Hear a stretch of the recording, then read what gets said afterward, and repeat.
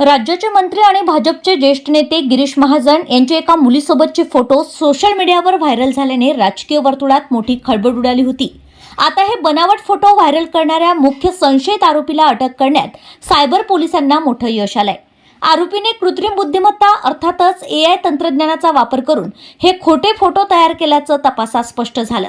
या प्रकरणी सायबर पोलिसांनी तांत्रिक विश्लेषणाच्या आधारे माग काढत संशयित आरोपी बालाजी म्हस्के याला पुणे जिल्ह्यातील इंदापूर येथून शिताफीनं ताब्यात घेतलंय।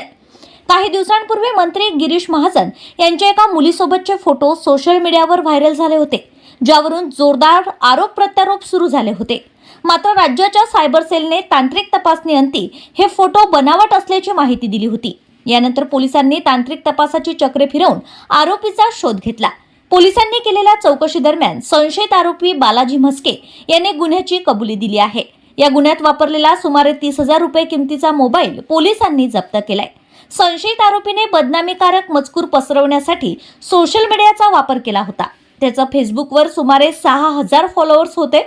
सायबर पोलिसांनी संबंधित सोशल मीडिया प्लॅटफॉर्मच्या सहकार्याने आरोपीचे हे फेसबुक खाते कायमचं बंद केलं आहे। आरोपी विरुद्ध भारतीय न्याय संहिता BNS कलम 356(3), 66C, 67 तसेच इतर संबंधित कलमांनुसार गुन्हा दाखल करण्यात आलाय।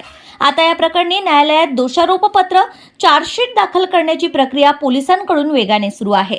या संपूर्ण गुन्ह्याच्या तपासात सायबर पोलिसांचे तांत्रिक पथक आणि विविध अधिकाऱ्यांनी अत्यंत समन्वयाने कामगिरी बजावत आरोपीला जेरबंद केलंय।